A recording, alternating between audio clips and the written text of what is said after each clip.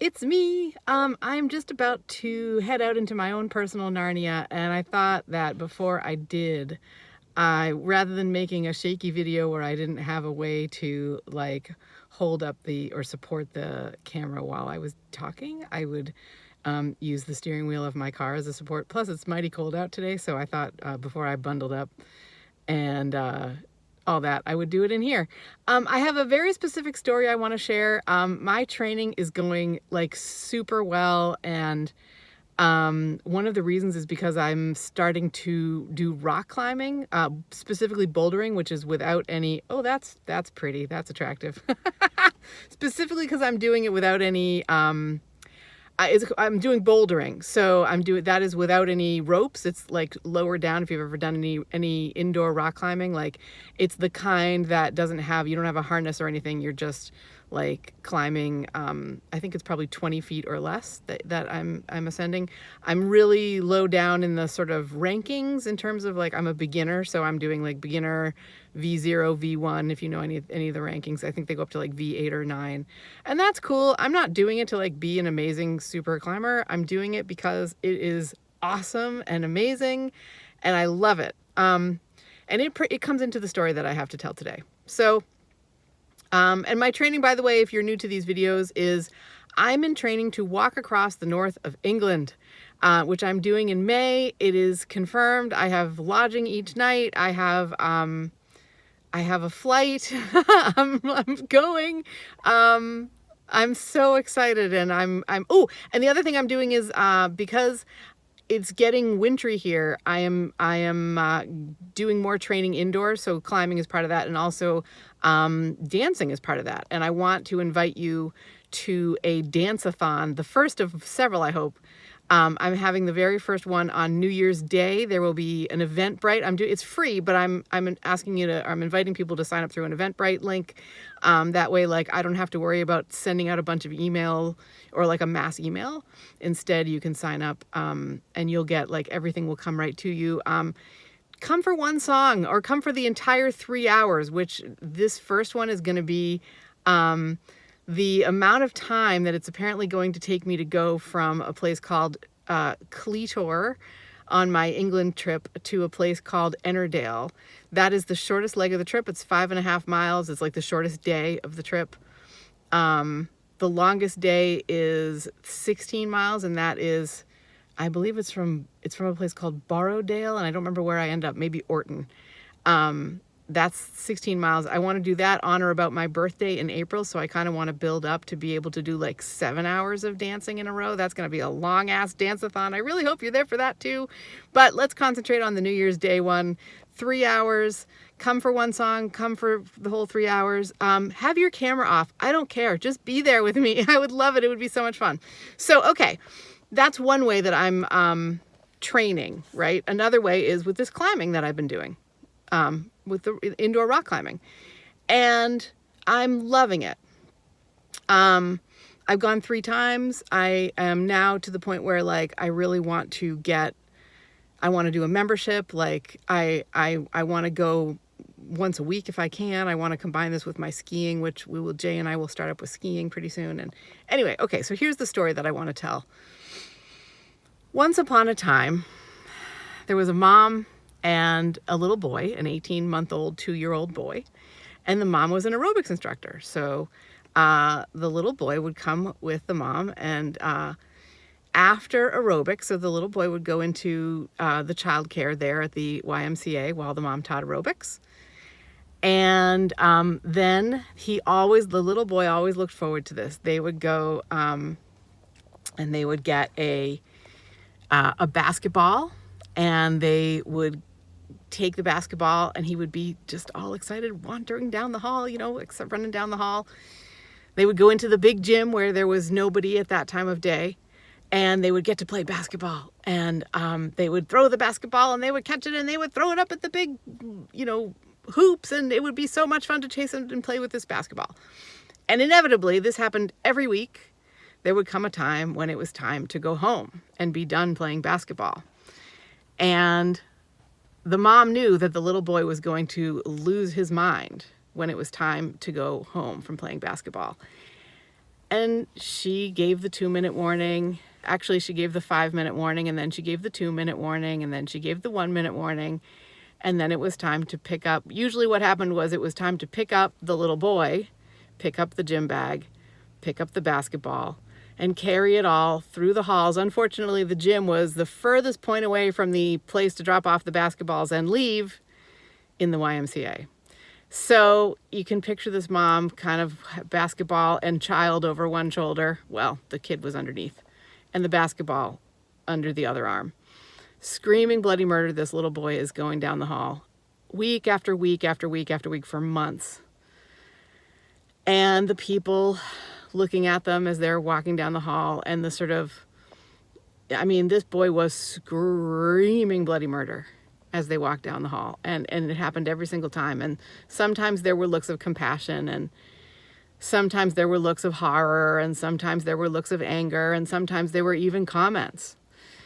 And the mom felt judged and did it anyway, because her son loved playing basketball, and she knew that there would come a point, and eventually there did come a point, where he was much better about it all, and he would be able to put the basketball, he would be able to say goodbye to the basketball as it went into the little, hole where it went, and they could move out into their day.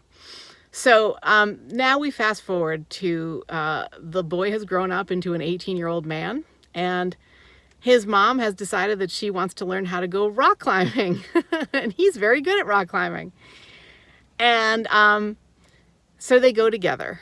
And it's really interesting because the mom sucks at rock climbing and is terrified and frustrated often, and is also discovering that there are like wild and exciting, beautiful things that happen when you rock climb. Like, for example, when you do it right and you feel like you're gliding up the wall, it is the most incredible feeling of like the universe opening up.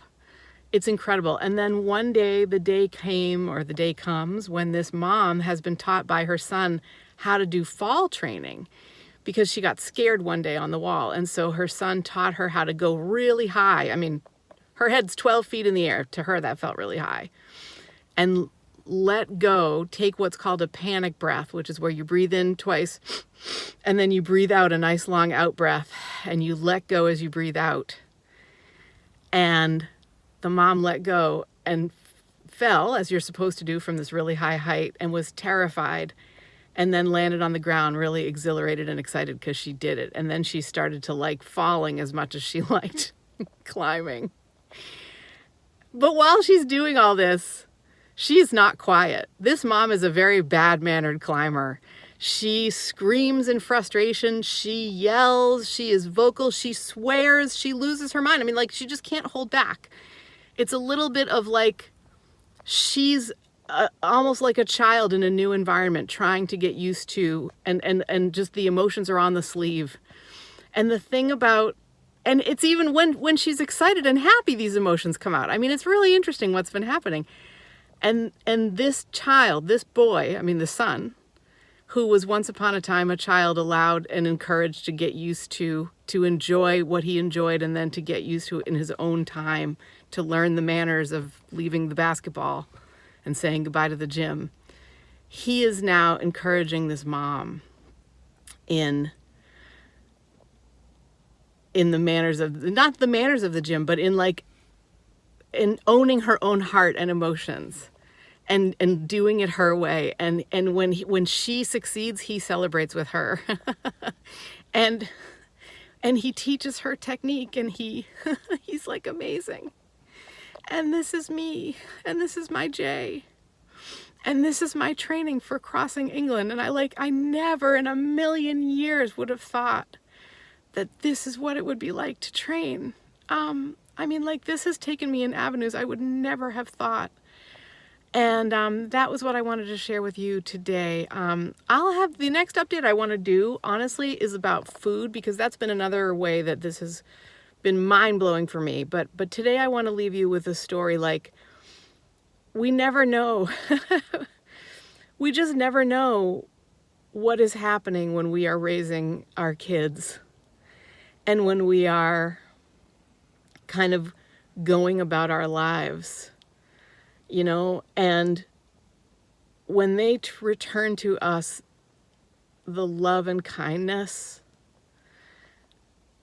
I just have no words. I mean, you know, I wasn't feeling loving and kind inside when I had him under one arm and he was screaming like crazy going down the hallway at 2 years old.